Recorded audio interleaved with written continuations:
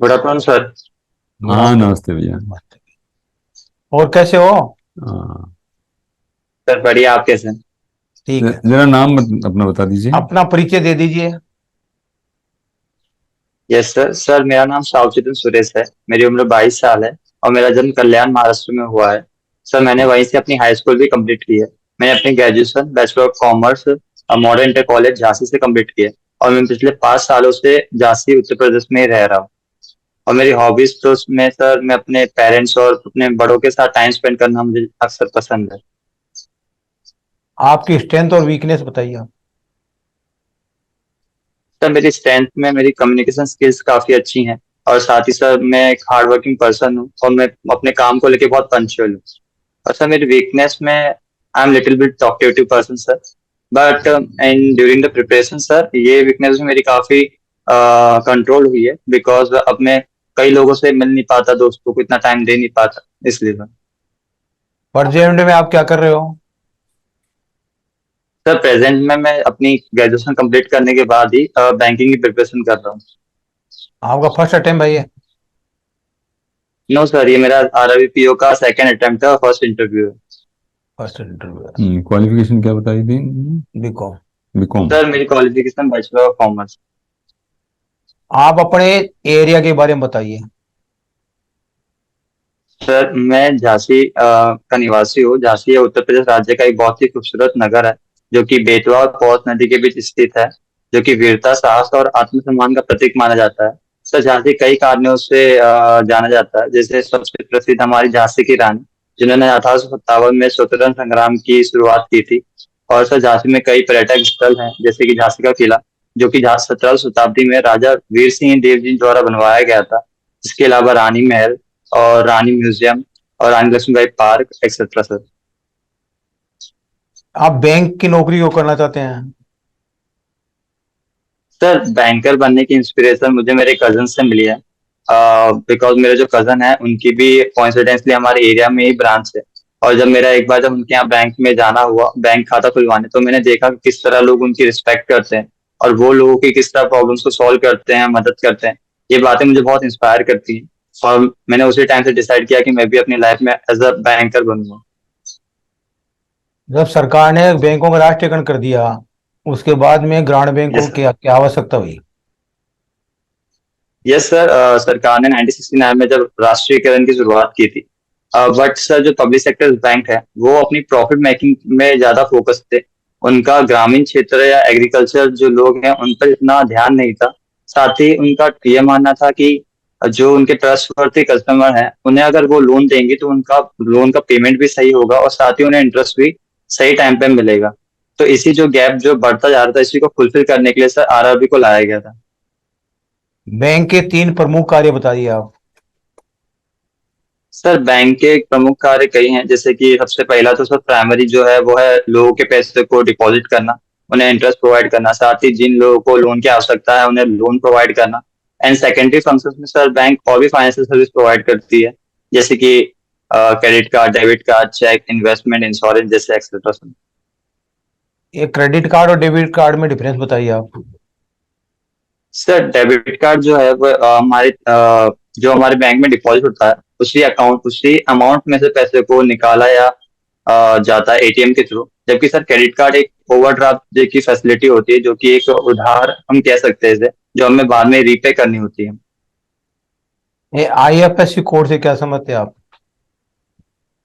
Sir IFSC code stand for Indian financial system code. एक 11 digit का alpha numeric code होता है, जो कि इलेक्ट्रॉनिक फंड ट्रांसफर करने के लिए यूज किया जाता है। ये RTGS और नेफ्ट में क्या अंतर है? सर RTGS और नेफ्ट दोनों ही account to account fund transfer करने के लिए यूज किए जाते हैं। बट इनमें अगर हम डिफरेंस की बात करें तो RTGS में मिनिमम ट्रांजेक्शन 2 लाख का किया जाता है और मैक्सिमम इसमें लिमिट नहीं है। पर NEFT में ना तो मिनिमम ना ही मैक्सिमम की लिमिट है। और इन दोनों को ही, जैसे RTGS को 2004 में इंट्रोड्यूस किया गया था और NEFT को 2005 में। और RTGS से इंडिया में फंड ट्रांसफर करता है केवल, जबकि NEFT जो है वो इंडिया और नेपाल में भी फंड ट्रांसफर करवाता है। और सर RTGS में कोई बैचेस नहीं होते हैं, जबकि NEFT में 48 बैचेस होते हैं। ये CRR और SLR में क्या अंतर है बताइए आप। तो CRR stand for cash reserve ratio.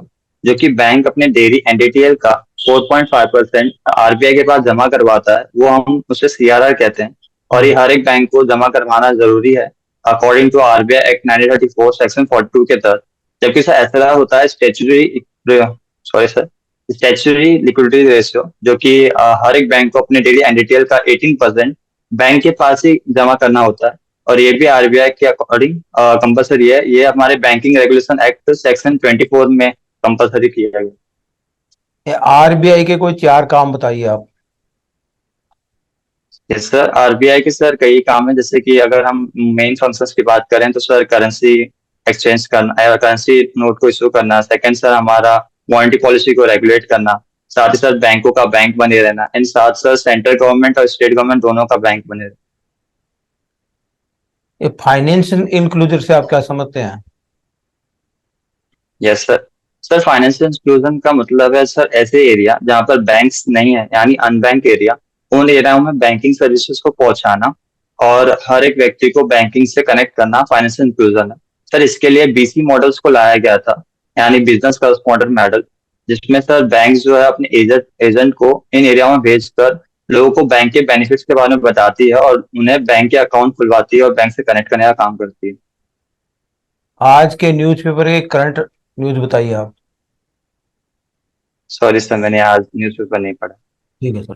कोई बात नहीं, कोई बात नहीं। आपके वहाँ जो है झांसी, आप कल्याण महाराष्ट्र से हैं? सवजीत है? Yes sir. अच्छा, नहीं कल्याण सर, से सर आप चेतन चेतन साहब। हाँ, आप झांसी कैसे शिफ्ट हुए?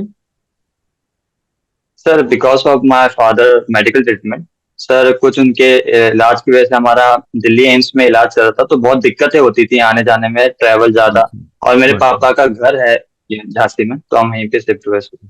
So you are finally settled at Jhansi? No Your sir, family? Because of just a treatment. Yes sir. This is a temporary, यानी आपका भी टेम्परेरी रेजिडेंस है ना झांसी? Okay sir okay. मेरे लिए तो टेम्पररी है। हाँ, यस सर। अच्छा अच्छा अच्छा। अच्छा, आप रूरल एरिया में काम करना पसंद करेंगे सावजीत? यस सर, मुझे पता है जैसे आरआरपी की पोस्टिंग अगर मेरी होती है तो रूरल एरिया में होगी। और मैं इसे एक अपनी तरीके से पॉजिटिव वे में देखता हूँ कि मैं अब तक अर्बन एरिया में रहा हूँ, बट मुझे रूरल एरिया का इतना टाइम कभी मिला नहीं कि मैं वहाँ अपना लाइफ बिता सकूं। तो मुझे लगता है कि अगर मेरा ये एक न्यू फेस होगा लाइफ की जर्नी का, तो मैं अपना बेस्ट देना चाहूंगा उस फेस में। नहीं, लेकिन आप ग्रामीण जो कल्चर है उससे परिचित अगर नहीं होंगे तो फिर आप कैसे उसके साथ सामंजस्य बिठाएंगे? सर बिकॉज सर मुझे लगता है कि मैं एडेप्टेबिलिटी मुझ में अच्छी है, मैं वहाँ पे सीख लूंगा, टाइम के साथ ही एडेप्ट कर लूंगा। हम्म। अच्छा, आप जैसे देखिए, बैंकों में बहुत मेहनत करनी पड़ती है, मैं आपको बता दूं, ठीक है ना? Yes. Yes sir. Would you like to go for hard work और सॉफ्ट वर्क और smart work? Sir depending the situation sir, अगर जहाँ पे हमें हार्ड वर्क की जरूरत होगी तो हम उस हिसाब से उस पर काम करेंगे, और जहाँ स्मार्ट वर्क लगेगा तो हम उस तरीके से सोचेंगे। और अगर आपको हार्ड वर्क करना पड़ेगा तो क्या करेंगे? सर हार्ड वर्क के लिए हम, जैसे कि सर अगर बैंक में लोड ज्यादा है तो उसके लिए सर हम टाइम अपना ज्यादा डिवोट कर सकते हैं बैंक में। साथ ही साथ अपने एम्प्लॉयज को मोटिवेट कर सकते हैं काम को जल्द से जल्द करने में और ज्यादा अच्छे से करने में, जिससे कस्टमर सेटिस्फेक्शन बने रहे, जो कि हमारे बैंक के लिए बहुत जरूरी है। अच्छा, चलिए, ये जो इन्फोसिस के को फाउंडर बता सकते हैं आप कौन है? Very popular personality. Yes sir, वो न्यूज में भी रहे थे। सर मैं सॉरी, अगर सर आप गेस करने के लिए गए तो मैं नाम बता, मुझे एक जी, नाम नारायण याद है। नारायण मूर्ति।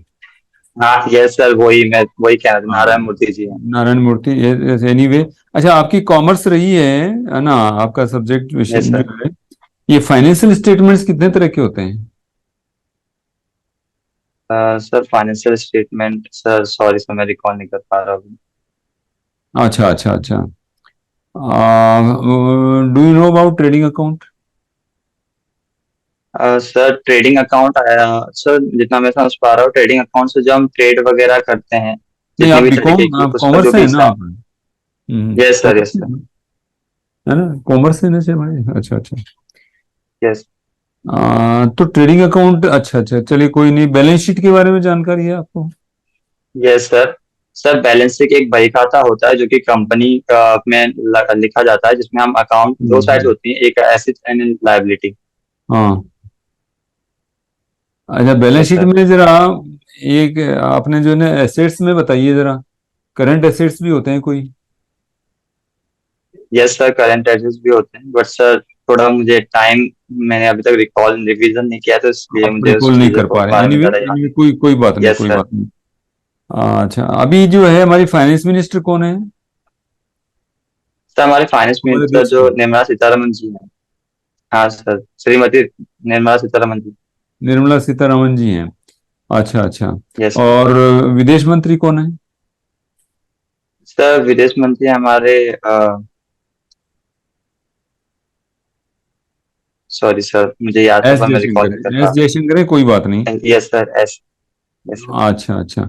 जरा ये बताएंगे, जब आरबीआई का की स्थापना कब हुई थी?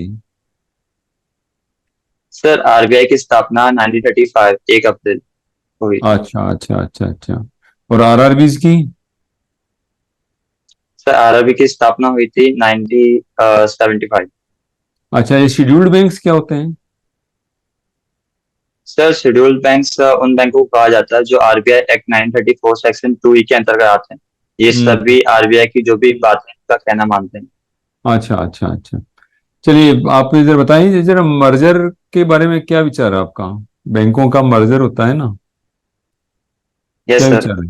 क्या विचार सर है? जितना यस सर, जितना मैं समझ पा रहा हूँ, बैंकों का मर्जर कुछ कारणों की वजह से होता है, जिससे कि अगर कोई बैंक प्रॉफिट नहीं कमा पा रहा है या लॉस में जा रहा है, या उस हम्म बैंक की इतनी कस्टमर डीलिंग नहीं है, तो उस बैंक को दूसरे बैंक में मर्ज कर दिया जाता है, जिससे कि हम्म कस्टमर्स को भी कोई सर तकलीफ ना हो, और साथ ही बैंक का भी फायदा हो सके।